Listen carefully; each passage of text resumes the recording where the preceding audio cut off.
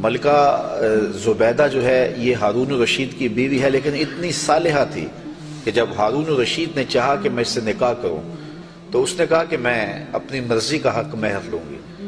تو اس نے کہا کہ ٹھیک ہے، بادشاہوں کے لیے کیا مشکل ہوتا ہے حق مہر ادا کرنا۔ تو اس نے کہا کیا حق مہر لوگی؟ کہا بغداد سے نہر نکالو اور عرفات تک پہنچاؤ، یہ میرا حق مہر ہوگا۔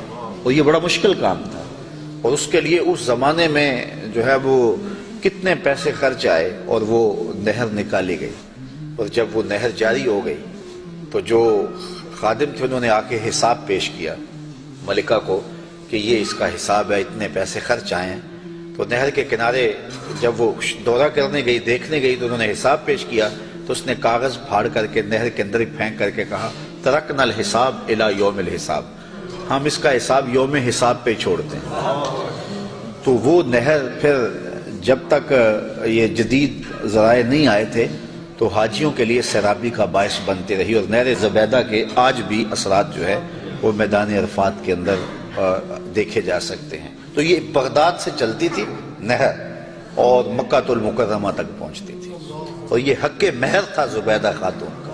اور یہ زبیدہ خاتون جو انتہائی نیک اور صالحہ خاتون تھی، یہ حضرت بہلول دانا کو ڈھونڈتی رہتی کہ ان سے کوئی دعا مل جائے، کیونکہ یہ مجاذیب میں سے تھے۔ مجذوب وہ ہوتا ہے کہ تجلیات کے وفود سے جس کا شیشہ عقل ٹوٹ جائے اور وہ جو کہہ دے اللہ وہ کر دے۔ فرمایا صحیح حدیث میں ہے رب اشعث اخبر مدفوع بالابواب لو اقسم علی اللہ لابر، بہت سارے لوگ ان کے کپڑے پھٹے ہوئے، حالات پرا گندہ، بال بکھرے ہوئے، لیکن فرمایا انہیں کہیں چھیڑنا بیٹھنا، اللہ کے نام پہ وہ قسم ڈال دیں تو اللہ فوری پوری کر دیتا۔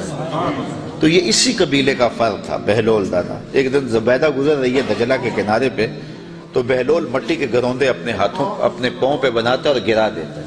یہ کبھی آپ نے بچپن میں منظر دیکھا، وہ گلی میں ریت پھینک جائے تو بچے جو ہے وہ پاؤں کے اوپر گروندے بنا دیتے ہیں اور پھر ان کو ہولے سے پاؤں نکال لیتے ہیں، پھر جب کھیل ختم ہو تو گرا دیتے ہیں۔ یہی شغل بہلول کر رہا ہے دجلہ کے کنارے۔ تو ملکہ زبیدہ گزری، پوچھا بہلول کیا کر رہے ہو؟ کہا جنت کے مکان بنا رہا ہوں۔ کہا بیچتے ہو؟ ہاں بیچنے کے لیے بنا رہا ہوں۔ کتنے کا؟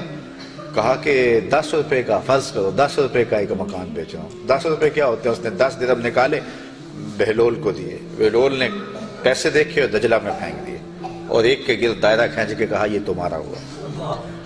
پیچھے سے بادشاہ گزرا تو اس نے بہلول کو دیکھا اسی شغل میں لگا ہوا ہے، پوچھا کیا کر رہے ہو؟ کہا جنت کے مال بنا رہا ہوں۔ تو کہا بیچتے ہو؟ کہا ہاں بیچتا ہوں۔ کتنے کا؟ 10 روپے کا۔ بادشاہ مسکرا کے گزر گیا، دیوانہ ہے، موج میں لگا ہوا ہے۔ اچھا خیر، جب رات پڑی بادشاہ سویا، کیا دیکھتا ہے جنت میں ایک خوبصورت محل ہے کہ اس نے کبھی ایسا محل دیکھا ہی نہیں تھا۔ شوق ہوا کہ اس کو اندر سے وہ بادشاہوں کی خواہش ہوتی ہے۔ تو جب آگے بڑھا تو لکھا تھا ملکہ زبیدہ، اشتیاق اور بڑھا۔ تو پھر آگے بڑھنے لگا، دربان نے روک دیا، کہا یہ میری بیوی کا ہے۔ کہا دنیا کے ضابطے اور ہیں، آخرت کے ضابطے اور ہیں، اجازت کے بغیر نہیں جا سکتے۔ اتنے میں آنکھ کھل گئی، بادشاہ بے چین ہو گیا کہ کون سا اس نے نیک عمل کیا ہے کہ جنت میں اس کے نام کا محل دیکھا ہے۔ تو اس نے ملکہ کو بیدار کیا اور کہا کہ کیا ماجرا ہے کہ میں نے یہ خواب دیکھا؟ اس نے کہا میں نے تو کوئی خاص عمل نہیں کیا، وہی معمول کی عبادتیں ہیں، وہی نیکیاں ہیں۔ ہاں یاد پڑا، آج میں گزر رہی تھی راستے میں دجلہ کے کنارے، بہلول بیٹھا تھا اور وہ محل تعمیر کر رہا تھا، وہ گروندے، اور کہہ رہا تھا یہ جنت کے محل ہیں۔ تو میں نے کہا کہ ٹھیک ہے، اپنی موج میں ہے تو ایک میں نے اس سے خرید لیا تھا۔ بادشاہ سر پکڑ کے بیٹھ گیا، وہ تو مجھے بھی کہتا تھا، اور میں دیوانے کی بھیڑ سمجھا اور آگے گزر گیا۔ اگلے دن بادشاہ قصدن گزرا، ہارون الرشید قصدن گزرا، اور دل میں تھا کہ آج بہلول اسی شغل میں دوبارہ مل جائے تو کیا اچھا ہو۔ اگلے دن دیکھا تو بہلول وہاں بیٹھا ہوا ہے اور وہی کام کر رہا ہے۔ بادشاہ خوش ہوا، کہا بہلول کیا کر رہے ہو؟ اب دل دھڑک رہا تھا کہ جواب کل جیسا ملے۔ کہا جنت کے محل بنا رہا ہوں۔ بادشاہ کے دل کو تسلی ہوئی، کہا بیچتے ہو؟ کہا ہاں بیچنے کے لیے بنا رہا ہوں۔ کہا کتنے کا؟ کہا آدھی حکومت لگے گی۔ کہا کل تو 10 روپے کا کہتے ہو۔ کہا ہاں کوئی اور آئے تو اس کے لیے 10 روپے کا۔ کہا تو میرے لیے اتنا مہنگا کیوں؟ کہا تم دیکھ کے جو آئے ہو۔